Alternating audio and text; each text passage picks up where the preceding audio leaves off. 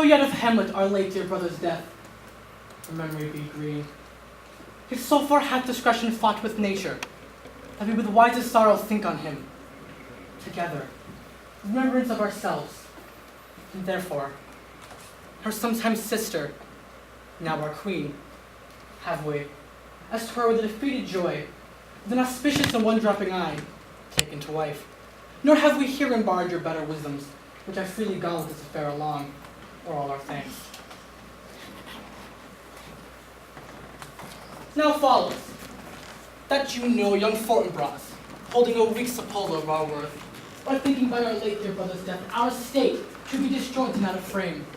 Colleagued, with this dream of his advantage, he hath not failed to pester us with message, importing the surrender of those lands, lost by his father, by all bonds of law, our most valiant brother. So much to him. But now to ourselves in this time of meeting. We have here writ to Norway, uncle of young Fortinbras, who impotent and bedrid scarcely hears of this his nephew's purpose, to suppress the further gate herein, and that the levies, lists, and proportions are all made out of his subject. We hear dispatch.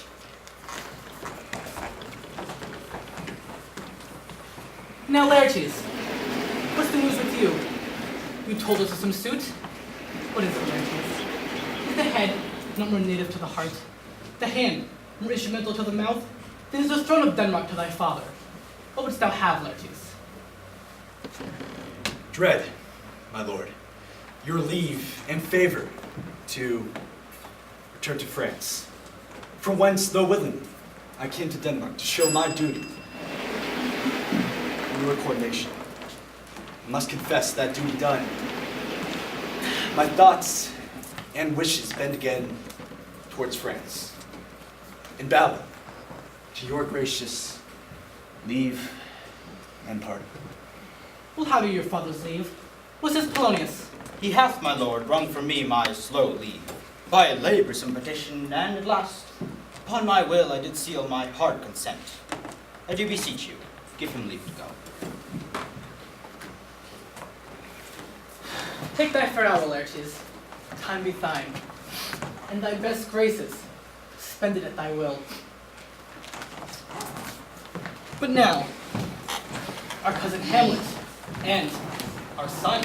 A little more than here, less than kind. How is it that the clouds still hang on you? Oh, not so, my lord. I am too much in the sun. Good Hamlet, cast thy naked color off, and let thine eyes look like a friend to Denmark. Do not forever with thy valid lid cling to thy noble father in the dust. Thou knowest 'tis common. All that live must die, having through nature to eternity. Aye, madam, it is common. Could be. And why seem so particular with thee? Seems, madam. Nay, it is. I know not seems. 'Tis not alone in my inky cloak, good mother, nor the suspiration of forced breath, nor the customary shoots of solemn black, no, nor the fruitful river in the eye, but the dejected behavior of the visage, together with all forms, moods, shows of grief that can denote me truly. Well, these indeed seem for the actions that a man might play. But I have that within me which passeth show these but the trappings and suits of blood. 'Tis sweet and commendable in your nature, Hamlet, to give these morning duties to your father. But you must know, your father lost a father, and that father lost his. But to persevere in obstinate condolement is a course of impious stubbornness. 'Tis unmanly grief. It shows a will most incorrect to heaven, a heart unfortified, a mind impatient, an understanding simple and unschooled, for what we know must be. And we pray you, throw to the earth this unprevailing woe. Think of us as of the Father. Let the world take note. You are the most immediate to our throne, and with no less nobility of love than that which the dearest father bears his son, do I impart towards you. But for your intent in going back to school in Wittenberg, it is most retrograde to our desire. And we beseech you, beg you to remain here in the cheer and comfort of our eye, our chiefest courtier, cousin and son. Let not thy mother lose her prayers, Hamlet. I pray thee, stay with us. Go not to Wittenberg. I shall in all my best obey you, madam. Why, 'tis a loving and fair reply. Be as ourself in Denmark. Madam, come. This gentle and unfortunate court of Hamlet is smiling to my heart. Come away.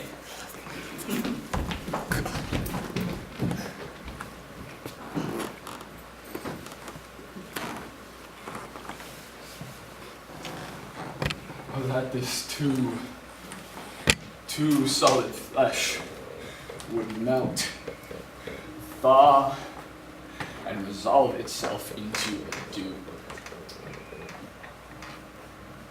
That the everlasting not fixed himself against self-slaughter.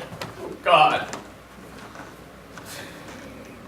How weary, stale, flat, and unprofitable seem to me all the uses of this world. Throwing on it. 'Tis an unweeded garden that grows to see things rank and gross in nature, possess it merely. That it should come to this, but 2 months then. Nay, not so much, not 2. So excellent a king that was to this.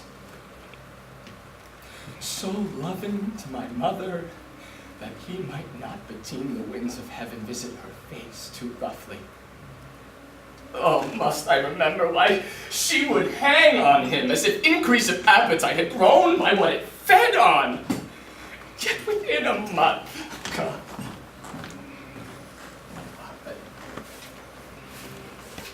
Frailty thy name was woman. Where'er those shoes were old, with which she found my poor father's body, like Niobe all tears. Why she, even she, God, a beast that won a discourse of reason, would have mourned longer, married with mine uncle, my father's brother, but no more than a father to me than I to Hercules, but within a month. Ere the most salt of some righteous tears left the flushings in her galled eyes, she married. The most wicked speed to boast with such dexterity to incestuous sheets. It is not, nor it cannot come to good. But break my heart, for I must hold my tongue.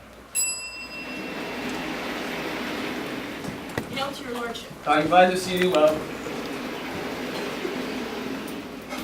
Oh, Horatio, or do I forget myself? The same, my lord, your poor servant. My good friend, I'll change that name with you. Marcellus. My noble lord. Bernardo. Good evening, sir. What make you from Wittenberg?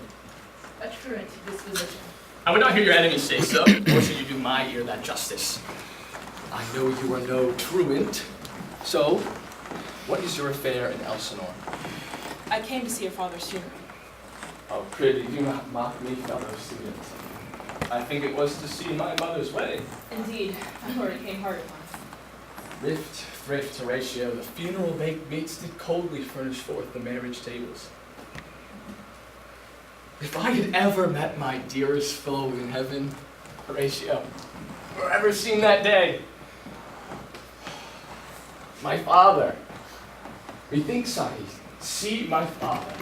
Where, my lord? Oh, in my mind's eye, Horatio. I saw him once. He was a good looking. Aye, well, he was a man. Take him for all in all. I shall not look upon his like again. My lord, I think I saw him yesternight. Saw. Who? The king, your father. The king, my father. Seasoned your adoration for a while with intent ear. till I may deliver upon the witness of these gentlemen this marvel to you. Oh, for God's love, let me hear. 2 nights together had these gentlemen Marcellus and Bernardo on their watch in the dead, vast middle of the night. A figure like your father appears to them, and with solemn march goes slow and stately by them. Thrice he walks by their oppressed and fear-surprised eyes, within their trenches' length, whilst he distilled, almost to jelly with the act of fear, stand dumb and speak not to him. This to me in dreadful secrecy impart they did, and I with them on the 3rd night kept the watch, where, as they delivered both in time, form of the thing, each word made true and good, the apparition comes. I knew your father. These hands are not more like.